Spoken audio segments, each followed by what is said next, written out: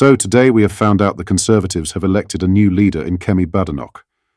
Following this announcement, there has been a lot of reaction, and many political leaders have voiced how they feel.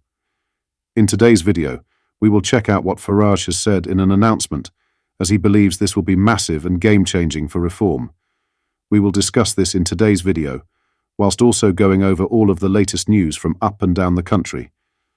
But first, hit the like button and subscribe to the channel and join our fast-growing community. So as stated in the intro, Kemi Badenoch won the Tory leadership and will now be going face-to-face with Keir Starmer. Farage believes this a good thing and game-changing for reform. This is what he had to say.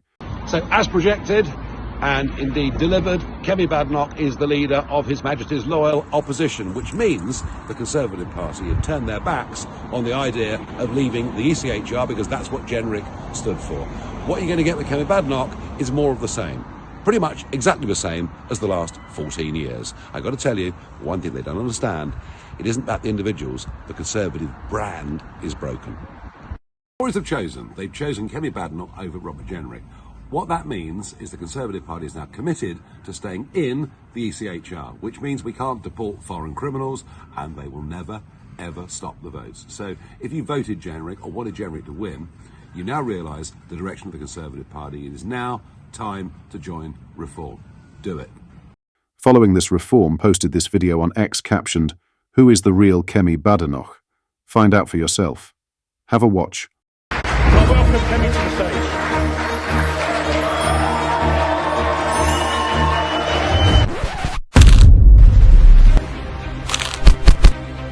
Explaining where, for instance, we've gone wrong with immigration, that the duty of a government is to its citizens. So the concept of a nation state and sovereignty is very important to me.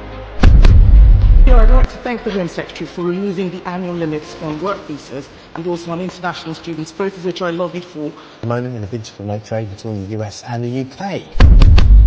The atmosphere is actually very positive. So I think that we're actually in a really good place. How would you rate our chances of a trade deal with the US? The US is not carrying out any free trade agreements with any country, so I would say very low. The reason why I don't like identity politics is because it forces people to look at themselves as tribes. Lefty white male celebrity is so blinded by ideology he can't see the optics of attacking the only black woman in government. And this is where she lost me, because then of course she engaged in identity politics. That is not an integrity issue. Being honest is, and I'm honest. I've worked with Kemi because she can be very rude, particularly if she doesn't think we're important.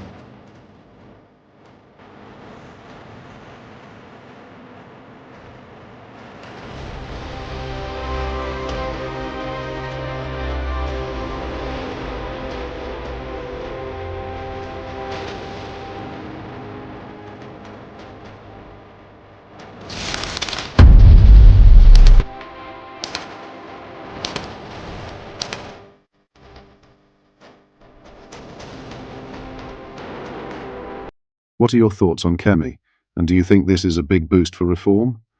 Yes or no? Let me know in the comments. In some other news, rising costs of health and disability benefits payments will exceed the revenue generated by Rachel Reeves's national insurance tax increase, according to recent analysis. The Centre for Social Justice reports that spending on these benefits is set to rise by more than £19 billion by the end of this Parliament. The CSJ warns that Britain's welfare iceberg is increasingly consuming vital tax revenues intended for improving public services. The Office for Budget Responsibility, OBR, has also cautioned that the post-lockdown surge in health-related benefit claims could become a permanent strain on public finances. Forecasts by the OBR suggest that annual spending on health and disability benefits will surpass £100 billion for the first time by the end of the decade. The watchdog expects an additional 420,000 households to claim health-related incapacity benefits by 2030. The share of universal credit claims for health reasons is projected to rise from just under a third today to half of all claims. It also warns of a surge in child disability benefit payments. These are expected to increase from £4.4 billion this year to £7.2 billion in 2029, driven by rising diagnoses of autism, ADHD, and learning difficulties. The number of people neither working nor seeking employment has increased by almost 700,000 since COVID, reaching 2.75 million. Many claiming health benefits are not required to look for work after being signed off for mental health conditions like anxiety and depression. Reeves announced a £25 billion raid on employers through increased national insurance contributions, with the headline, "Rate rising by 1.2 percentage points to 15% from April." The OBR also warned that the NIC's raid will lead to £400 million of extra spending on universal credit. Lower wage growth will force more people to claim welfare to supplement their incomes. The government is taking steps to address the growing issue of worklessness and plans to publish a white paper by the end of the year aimed at getting people back to work. Work and pensions. Secretary Liz Kendall has indicated that proposals for disability benefit reforms will follow next year. Andy Cook, the CSJ's chief executive, praised Kendall's approach, saying, "Liz Kendall is making the right noises on devolved employment support and an interwork guarantee."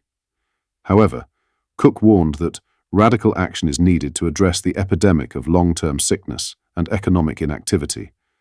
Cook suggested following the successful example of the Dutch by handing responsibility back to local communities to address worklessness. He emphasized the need to finally get Britain working again. Lastly, pro-Palestine protesters have smashed a glass cabinet at the University of Manchester and stolen 2 busts of Israel's first president. Demonstrators from Palestine Action took the sculptures of Chaim Weizmann to mark the 107th anniversary of the signing of the Balfour Declaration, a statement which announced Britain's support for the establishment of a national home for the Jewish people in Palestine. In footage shared by the group, 2 hooded individuals use mallets to shatter the glass and then abduct sculptures of Weizmann from the university. The group claims that Weizmann secured the Balfour Declaration, a British pledge written 107 years ago, which began the ethnic cleansing of Palestine by signing the land away. Palestine Action says that Arthur James Balfour, the Foreign Secretary who signed the November 1917 letter, was lobbied by Weizmann into assisting the Zionist colonization of Palestine. A statement from the protest group said, "On behalf of Britain, Balfour promised away the land of Palestine, which he never had the right to do." After the declaration until the Nakba in 1948, British soldiers killed, arrested, and raped Palestinians. During their colonial mandate, the British introduced home demolitions as collective punishment to repress Palestinian resistance and burnt down many indigenous villages. During this time, Weizmann was president of the World Zionist Organization. From the Balfour Declaration to today, the UK remains an active participant in the colonization, genocide, and occupation of Palestine. A spokesperson for Greater Manchester Police said, "Shortly before midnight last night, November 1st, 2024, we received a report of a burglary at a university building on Oxford Road, Manchester. Officers have attended the scene and liaised with the university and their security team as part of their ongoing inquiries." The act of vandalism is part of a wider series of coordinated attacks planned by Palestine Action to mark the signing of the document. In Cambridge, students that are members of the group sprayed a university building red to symbolize the blood on the institution's walls for blood on the institution's hands. Meanwhile, in North London, the Britain-Israel Communications and Research Centre, BICOM, on Hampstead High Street, was also splashed with red paint, in an incident that is now being treated as a hate crime. The group said that BICOM, an organisation which aims to spread awareness of Israel and the Middle East, was funded by wealth made from manufacturing Israeli weapons. Police were called to the scene, and Detective Chief Inspector Paul Ridley later said, "I know that incidents like this cause significant concern in the community. I want to offer my full reassurance that this incident will be robustly investigated. We have been clear that we have a zero tolerance for hate crime." What are your thoughts on what we discussed in today's video? Let me know down in the comments section below. If you've not yet already, make sure you do drop a like on this video and subscribe to the channel for more British political content. Thank you, take care, goodbye.